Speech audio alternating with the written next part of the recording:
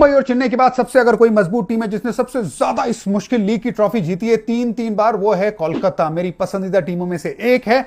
और इनकी ताकत क्या है इस सीजन 2026 की, जब ये सीजन शुरू होगी, उसमें मुझे लगता है इनकी जो ओवरसीज खिलाड़ी है, अगर वो सारे फिट और अवेलेबल है तो इनकी ताकत है। चाहे आप फिन एलन की बात करें, टिम सैफर्ड की बात करें, सुनील नारायण की बात करें, पावल की बात करें, मुजरबानी की बात करें, और अगर पथिराना भी फिट रहते हैं तो ये इनकी सबसे बड़ी ताकत है। और जो सबसे महंगा खिलाड़ी इन्होंने खरीदा है, कैमरून ग्रीन भी, अगर वो गेंदबाजी करते तो फिर ये टीम और ज्यादा पुख्ता हो जाती है। तो इनके जो ओवरसीज खिलाड़ी है वो इनकी ताकत, और साथ ही में अनुकूल रॉय, मुश्ताक अली में उन्होंने 18 विकेट निकाली, 7.5 के इकोनॉमी से गेंदबाजी की, और बल्लेबाजी भी कमाल का करता है, लेकिन साथ ही में गन फील्डर है। तो उस लिहाज से ये ओवरऑल उनकी ताकत बनती है। जरूर पथिराना की जो इंजरी है वो शुरू में आपको उनकी सर्विसेज नहीं मिलेगी, लेकिन जैसे ही वो आएंगे मुझे लगता है कि उनको किस तरह से इस्तेमाल करते ये भी बड़ा जरूरी रहेगा कोलकाता के लिहाज से। लेकिन थोड़ा सा पिछले साल की तरफ जाते हैं।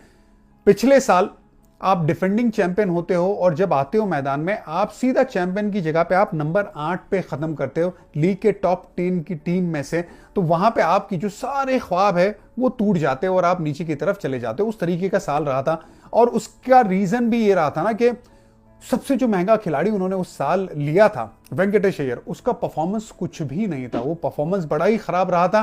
साथ ही में श्रेयस अय्यर का ना होना, उनके मेंटोर गौतम गंभीर का ना होना, बिल्कुल उससे फर्क पड़ा है। और इसी लिहाज से अगर आप देखेंगे एंड्रे रसेल का परफॉर्मेंस, सुनील नारायण का परफॉर्मेंस जो 2024 में देखने को मिला था, वही परफॉर्मेंस लगभग आधा हो चुका था जब वो 2025 की सीजन में आए थे। तो जो उनके मेन खिलाड़ी है वो भी परफॉर्म नहीं कर पाए थे। और इस सीजन पर दोबारा अगर आएंगे तो हर्षित राणा की जो इंजरी है उसने भी उन्हें बहुत ज्यादा चोट पहुंचाई है। देखिए, मेरा ये मानना है, सब कोलकाता के बारे में ये बात करते कि थोड़ी ज्यादा अनलकी रही है इंजरीज के मामले में। चाहे मुस्तफिजुर की जो बात हो गई जिसमें अनलकी रहे, चाहे हर्षित राणा की बात करें, उनका इंजरी होना as an Indian premier fast bowler आपके लिए बड़ा मुश्किल है वैसा रिप्लेसमेंट लाना। वो थोड़ी बहुत बल्लेबाजी भी कर देता है, अगर 9 नंबर आता है तो वो बैटिंग कर लेता है। और साथ ही में जब पथिराना की सर्विसेज आपको पहले नहीं मिलेगी तो भी दिक्कत का काम है। लेकिन ये असली प्रॉब्लम नहीं है। कोलकाता की असली प्रॉब्लम जो उन्होंने ऑक्शन में मुझे लगता है एड्रेस ही नहीं की ठीक से, उनकी सबसे बड़ी प्रॉब्लम क्या रही है? स्पिन को अच्छे से खेलना।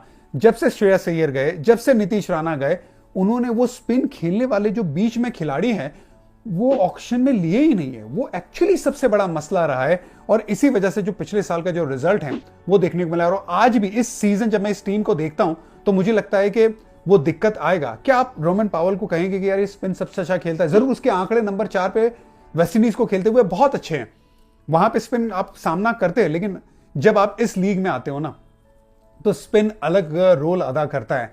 तो क्या उसके लिए वो सक्षम है? फिर अजिंक्य रहाणे जब ऊपर बैटिंग करते बहुत बढ़िया, बीच में आते ना तो फिर उनकी वो दिक्कत आ जाती है। स्पिन के सामने स्ट्राइक रेट उनका बहुत कम हो जाता है, लगभग 100 के पास आ जाता है। फिर क्या आप रिंकू सिंह को ये कहेंगे कि यार ये स्पिन अच्छा हिटर है? स्पिन का अच्छा हिटर है या फास्ट बॉलर का अच्छा हिटर है? फास्ट बॉलर का अच्छा हिटर है। रमनदीप, यस, वो भी आखिर में आके बल्लेबाजी करते हैं, तो आइडियली वो भी फास्ट बॉलिंग के सामने करते हैं। अगर वो स्पिन के सामने अच्छा खेलेंगे तो फिर वो फायदा होगा जरूर। दहिया साहब को लेके आए, तेजस्वी दहिया, यंग खिलाड़ी है, कमाल का स्ट्राइक रेट है। अगर आप नजर डालेंगे ना, लगभग 160 के स्ट्राइक रेट के आसपास वो बल्लेबाजी करते हैं। अर्ली करियर है, 3 करोड़ का दाम चला है कोलकाता ने ऑक्शन में इनके पीछे। बहुत एक्साइटिंग टैलेंट लेके आते, लेकिन यंग खिलाड़ी है, याद रखिएगा। तो एक्चुअली जो एड्रेस करना चाहिए था इशू को, कोलकाता ने नहीं किया है। स्पिन का जो प्रॉब्लम है मुझे लगता है इस साल भी वो रहेगा। सो अनलकी होने से भी ज्यादा जो मेन इशू है वो स्पिन को खेलना है। वो किस तरह से काउंटर करते हैं स्पिन को मिडिल ओवर्स में, सारा दारोमदार के कोलकाता कितनी आगे जाएगी उसी पे रहेगा। देखिए, एक और चीज रहेगी कि इनके जो ओवरसीज खिलाड़ी है उनके साथ उनको किस पोजीशन में लेके आते हैं और उनसे मैक्सिमम परफॉर्मेंस निकलवा सकते हैं। सबसे बड़ा चैलेंज ये भी रहेगा कि कैमरून ग्रीन को कौन से नंबर पे बैटिंग कराएंगे। अगर वो नंबर जहां पे ऊपर बैटिंग करते हैं, नंबर 3 पे या ओपन करते हैं, तो फिर बाकी जो खिलाड़ी है टिम सैफर्ड और फिन एलन की भी एक ही खिलाड़ी की जगह बनेगी। अगर आपको पथिराना को खिलाना है, दोनों की जगह नहीं बन पाएगी। बीच में आपको सुनील नारायण तो आपके पक्के ओवरसीज खिलाड़ी के लिए आपने सबसे महंगे जो खिलाड़ी लिया है कैमरून ग्रीन, वो भी आपको पक्का करना ही करना है। आप पथिराना अगर अवेलेबल है तो फिर पथिराना को भी आपको खिलाना है। तो ये 3 खिलाड़ी तो आपके हो गए पक्का। अब बचते हैं एक ही स्पॉट ओवरसीज का। आप किसको खिलाएंगे? फिन एलन को खिलाएंगे, सैफर्ड को खिलाएंगे, पावल को खिलाएंगे? तो यहां पे तो आपको सबसे पहले कि आपको कौन से खिलाड़ी को खिलाना है वो भी आपके लिए एक बहुत बड़ा चैलेंज है। खैर मेरी स्क्वाड है, मेरी स्क्वाड के बारे में मैं बात जरूर करूंगा, लेकिन आपके पास ना तेजस्वी दहिया का ऑप्शन है विकेट कीपर का। आपके पास अंकुश रघुवंशी को आपने पिछले कई